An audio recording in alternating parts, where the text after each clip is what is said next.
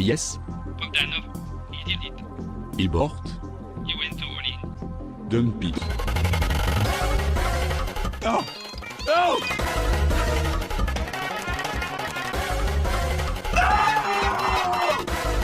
You heard it here first. Bitcoin is going to zero. When it comes out, zero. Just hodl, bro. Week 3 of May, really interesting week we've just had with all the Luna, the Terra. What a suiting name Terra was for Luna, after all. Just not spelt the way. Well, Okay, that's funny. I haven't heard that pun yet. That's good. yeah, me neither. 100% down on the week. That's fucking crazy. I'm not sure if we ever seen anything like that before. I've never seen a minus 100%. Not even Bitcoin crashed like that. No. I mean, you literally have to, because of the way the APIs work, you have to break minus 99.995% for it to read as minus 100. I didn't know that. I was like, why is it reading minus 100? Technically, it's not minus 100, was it? It wasn't technically a minus 100. No. It wasn't zero, was it? It wasn't zero. It was technically minus 99.99996 or some shit. Like, it was ridiculous. Like, it just ran out of zeros, though, on the API tracker. And so it just said minus 100. But let's be honest, it was probably the most exciting week we had in many, many months. I tweeted. Weirdest week I've ever had. I tweeted out, or was it today, that I can tell you what happened in any week from the back end of 2017, 18, 19, 20, because there's just so much going on. But the last 4 or 5 months, we just crabbed along. There's been nothing happening. So yeah, it was fucking boring. Somehow I managed to make good money trading Luna. Somehow. Maybe I was lucky, but... So before we dive a little further into the Luna stuff, the total crypto cap, pretty dreary on the week, not gonna lie. Just to be really blunt, we're down 14% on the week. However, the wick was another 18.5%, so that's kind of wild. We were literally at one point down minus 32% on the week, down to almost $1 billion or $1 trillion, excuse me, market cap total. Was it Do Kwon? Because he dumped all his Bitcoin, didn't he? It was part of it, I think, but I don't think that was all of it. I think he caused a huge liquidation spiral, which then just fucking spiraled out of control. And that, I think, definitely, it was like throwing a lit match inside of a dry barn. You know, it was... With petrol. Yeah, with straight up petrol in there. Like, it was already tense in the market. And then Luna, which was total between Luna and Terra being like $55 to $60 billion total, blowing up. Oh, never seen that before. So, like... You know, I get it. I get why we, kind of blew up a little bit. But I don't think that was the whole story. I think there was also just people selling because, the world economy is kind of shit. Yeah. To be honest. I mean, it's pretty garbage overall. And so people aren't exactly risk on at the moment, which, but, still some interesting news overall.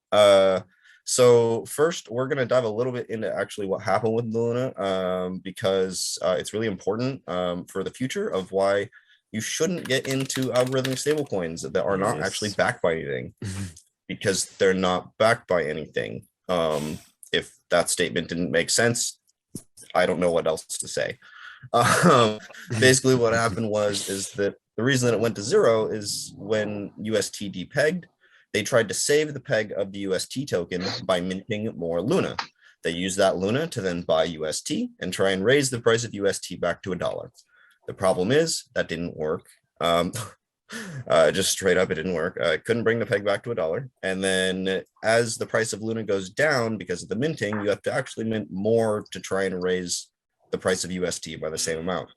And so it causes this vicious feedback loop of if you can't get the peg back, it'll just keep minting more and more and more and more Luna until we see what we saw this week. It actually hit 6.5 trillion supply. Why didn't they stop minting when they could see it wasn't going to stop and the supply was going to keep going up until infinity? Why didn't they stop? That's what they did. I mean, they eventually ended up stopping the blockchain, right? Yeah, that's right. once it hit 7 trillion, I mean, I think that they were like assuming that they were going to have to. Fucking meme token. I mean, It turned it was honestly to into a the fucking point where it meme was token. doubling every 20 minutes. Yeah, what the fuck? It would have reached a quintillion in 200 minutes. You know these memes? It was gonna start breaking the limits of like computer zeros. It's like the max possible input for like any digits on a computer, because of how fast the doubling rate was getting, and so they had to shut it off. Somebody turn it off! Somebody flip the lever! Unplug the fucking thing! Flip the lever, crunk! Everyone's there, fucking unplugging the wall. Servers. Yeah, Crazy, so I mean, Throw water on it. I don't even know what they're gonna do, man. They're supposed to relaunch, man. with a billion supply, but I don't know how that's gonna work. Are they How do you talking about rewrite it? all that? You can't Are they rewrite. You can't. You just can't, man. Wait No. a minute. He has actually just released a thread an hour ago. No, But but I'm- are you, It's a. I don't like the proposal. Go ahead, Indiana. got him down. No, I was just saying he's just released a thread an hour ago. Obviously, we're on Mhm. we're doing this right now, but I'm sure once we get off here and we read it, we'll know more what he's planning on doing. And Yeah, but that proposal is just a proposal. He hasn't said what he's doing yet, Keegan. I know you said. It'll be voted on, and it's supposed to. Yeah. The vote is supposed to happen by the 18th, so within the next 2 days. But there's a vote to relaunch and hard and fork. That's what the proposal is. That is today, yeah. But there'll be other votes. Nobody likes that. Nobody likes the idea, of fork. I mean, this new one was another proposal to fork without UST. That's right. So yeah, so there will be a vote for that by the 18th, or it'll be finalized by the 18th. oh, okay. All right. And so, Yeah. what's going to be the point of Luna or of Terra? If it's just another centralized chain which can be fucking turned off like this? It's a great question. I don't have an answer. Sorry. That's a really good question. I mean, But I've asked the same anyone thing. trading, anyone trading Luna understand it's high risk. It's very Yeah, volatile. Yeah, of course. It's very volatile, so you can make good money, but it's very high risk. So Mhm. don't risk anything you can't afford to lose. Yeah. End of. Yeah. End of story. Yeah. Know Facts. what you're doing. Yep. So okay, so let's move off the dark cloud of Luna for the week. Cool news: the 4th Ethereum shadow fork was successful this week. So super cool. We've been going through the shadow forks for basically just testing the merge, and we've never done this many shadow forks to try and test like any sort of functionality. In the past, we've done 1 or 2 before, but we've never done 4. Trying to simulate what will happen when we actually do this on the actual test on the real mainnet. I mean, and so I'm really excited for this. I think the merge will be here midsummer. The dev calls are really positive, and yeah, seeing the 4th shadow fork is super cool news. Merge is going to happen whether you think it will or not. So, if My it only goes up and concern you're is asking why didn't I have enough? Well, we tried to tell you. Exactly. That's my only concern. I don't have enough Ethereum. I was talking to Shanzi earlier, and that was my conclusion. You can't have enough Ethereum right now. Yeah. Nope. I It's cheap right now. I bought more when it was 770. I was waiting for minus 2K, and just like that, bang, 1700 was there. Yeah. Got a nice little bag at like on a 1850. plate. Yeah, nice. Yeah, I got mine. I'll take it. 102. Quite big Yeah. one, but I still want more. Maybe wait another, I don't know, 1650 or something like that. That would be amazing. Okay. So for after a couple delays over the past few weeks, the first Bitcoin and ETH spot ETFs are actually live in Australia. There was a delay last week that we threw in the news because one of the suppliers for this fund didn't basically give the right reporting, which is kind of annoying, but it's whatever. They fixed it. So now it's actually been passed. Both the Bitcoin and ETH spot ETFs are live in Australia, which is really important because it's not paper trading. It's actual Bitcoin and ETH that they have to purchase in order for you to trade on this ETF. So really cool news. We'll have to see how much volume flows in through the next week, and we will update as accordingly. But overall, really good news. Good job. In not so great news, for Coinbase, however, I'm okay with that because they're a centralized exchange. They have now plunged to an all-time low value yet again on the stock exchange. Seeing volumes on the platform drop 44% from January of this year to March. And they reported a net loss of $430 million as of the 10th of this month. Yeah. So investors really aren't happy. A lot of this has to do with the fact that trading volume dropped so hard because the market's been just crappy. Yeah. Like no one wants to try and trade in the middle of a crab / capitulation. I mean, people do, but it's just not as heavy as when, things just kind of go up in a straight line. And so since so much of Coinbase's revenues from trading fees, they're down pretty hard in the quarter. So I don't know. I assume it'll come back as time goes on, but at the moment, it's super low in terms of price. I think I watched another podcast where it says their PE ratio is like 5. And the average S&P stock is like 20. So they're stupidly undervalued What were the right PE now. ratios again? Sorry, just short for everyone to understand, just quickly. Yeah. So PE ratio is just if you take the price of something divided by the amount of actual earnings that you get. So if a stock is $100 and your stock makes you $2, the PE ratio is 50. Right, If your stock is $100 and your earnings are $5, your PE ratio is 25, etc. Okay, great. Yeah. So an average is 20, and in this case, Coinbase, coin, the ticker is at like 5. So super low, relatively. So yeah, really interesting there. We'll have to see what happens in the next quarter. See if volume picks up. So for our last world news, this would have made the #1 headline if we didn't have Luna collapse. Instagram is integrating NFTs. For anyone that doesn't realize how many people use Instagram, 1.9 billion people use Instagram on a daily basis. Wow. That is like 28% of the world population. Holy Is shit. it more than Facebook? Yeah, is it more than Facebook? Yeah. Massively, yeah. 1.9 billion out of 7 billion, or like crazy 7.5 number, man. billion. So let's say 25% of people, maybe. Like we're getting pretty large numbers there that use Instagram on a daily basis. It's over 2 billion if you go on a monthly basis, and then there's like 20 million companies that also exist on Instagram. So I mean, that's huge. Yeah, I mean, I think if we didn't have a massive blow up week, I think this would have been ranked #1 in terms of what happened this week. Unfortunately, everything blew up, but long term I think it's super bullish. I mean, imagine all of the people that use pictures getting exposed to NFTs. I mean, Instagram's huge. And so, yeah, I don't even know how to put this into context because of how many people use Instagram. But so that concludes our world news. On to the TGH picks news for the weeks.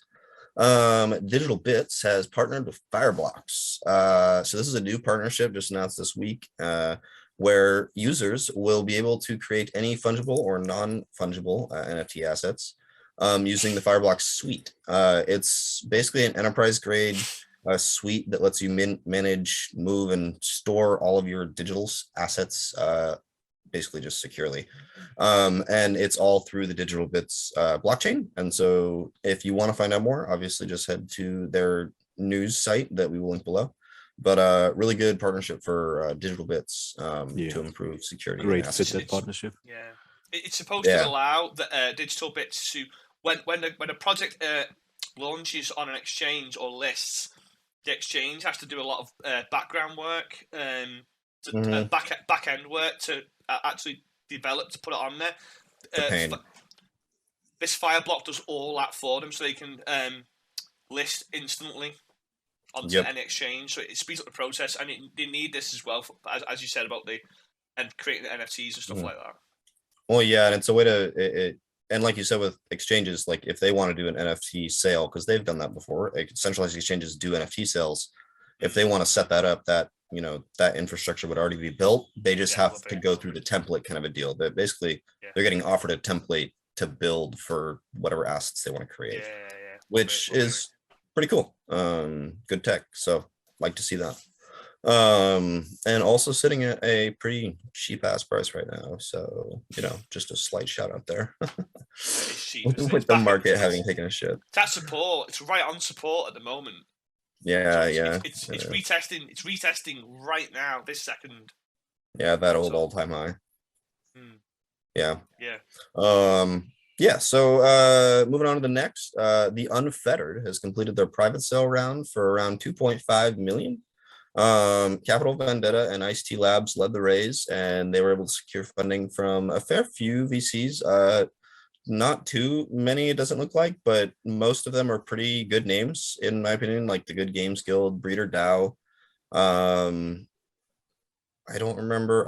Momentum 6, and then a few others that are also pretty good. So hopefully they launch soon, and they were actually able to get good attention from some good VCs. All right. So next on the table, we are extremely close to getting gameplay for Gold Fever, which is fucking sick. So according to a recent tweet, the NGL holders have all been scanned. So I'm assuming the snapshot has already been taken. Yes, I hope I'm in. It was pretty obvious wording. So if you're a holder and you registered, make sure to keep an eye on your email. You probably know what we're talking about if you signed up. But yeah, we'll be getting access soon. So that's really exciting. We've been waiting a long time for this. So I think like 6 months. This should come out really soon. So we're going to get a whole lot of gameplay videos hopefully soon, which will be really exciting. And some actual feedback from everyday players, which will be sick. So for our final piece of news, Wilder Worlds just announced during the week that by holding a Wilder Wheels, Shaman, you're going to love this. You're going to get a Wilder motorcycle for free. Oh, for real? Really? Basically, yeah. So they basically just took a snapshot. And if you get a motorcycle, or if you have a Wilder Wheels, you will be able to claim a motorcycle just for gas. You just pay the gas to mint it, and then the motorcycle though is free.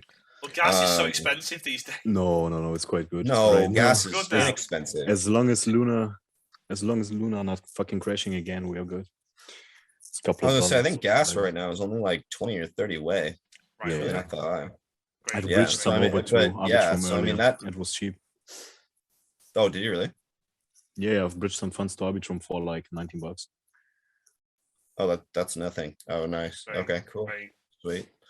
But yeah, what I'm thinking right now, do you know if one of my Wilder Wheels is on OpenSea?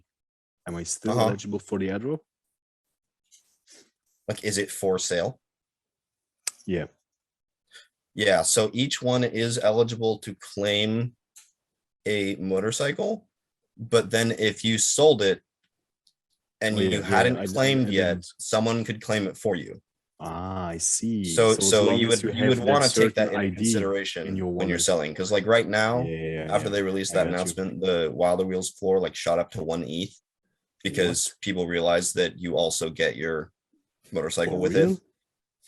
Yeah. They're all worth like 1 ETH floor now. Yeah, no. So this is kind of like it's similar to like the ape airdrop where you got like tokens, right, for holding an ape, except for in this case you actually get another NFT you can use in their world, which is pretty cool because I'm pretty sure that's how all of their Genesis NFTs are going to work. Like their first edition of each like rank, which is pretty cool because I own one. I own one type, the Wolves. But this is pretty cool. Should have bought a few Wolves earlier. Should have bought a few, but never mind. Yeah, it happens. It's what it is. Can't catch them all. You did get wheels. Yeah. And so now you get a free motorcycle, which is sick because they're really cool. It's like you work for Wilder for Wilder World. Best promotion ever. The way you saying it, the way you says them. I haven't made shit, but I like it. So that is that'll wrap us up. Actually, it's been a pretty roller coaster of a week, but I hope everyone is not having too hard of a time. Hope you're doing well. Stay calm, people. We've been through these kind of conditions so many times, and if you told me it would be at 30k, 29k, even 25k 2 years ago, I would have said no chance. Yep. So but still rarely. We've been at fucking 3K. Nobody was expecting such a pump, man. Yeah, Bitcoin's dumped overnight 50%. Like It's like a tickle to me. This sounds like a tickle. I'm like, oh, what was that? A little poke. Yeah, it's little poke. nothing, is it? It's nothing, is it? COVID crash. What was that, Panda? The COVID crash? Like 50%. COVID crash. Oh my god! Don't remind me. I was That was fucking horrendous. lying in my bed, watching my phone, and fucking sweating. Man, I was like, okay, this shit is over. I know. I generally thought it was over. That I was done. Just turn everything off and go to bed. That shit gone was full- unreal. I couldn't sleep. gone- Man. I couldn't sleep. Gone full time as well. I just gone full time as well. Yeah, same. We both did that time. Swinging That's Ada a for rough 2%. Yeah. Ugh. Mental. Well, guys, as we said, stay strapped in. Sure. A lot of people also said it's not just about whether you're making money right now, it's whether the token price or fundamentally, said this last time, didn't we? We'll bounce back. Well, believe in the project, believe in what they're doing, and believe in yourself, and have faith, and you will succeed. But if you don't have that, and you just sell for a loss, then that's it. You're out. You're done. Yeah.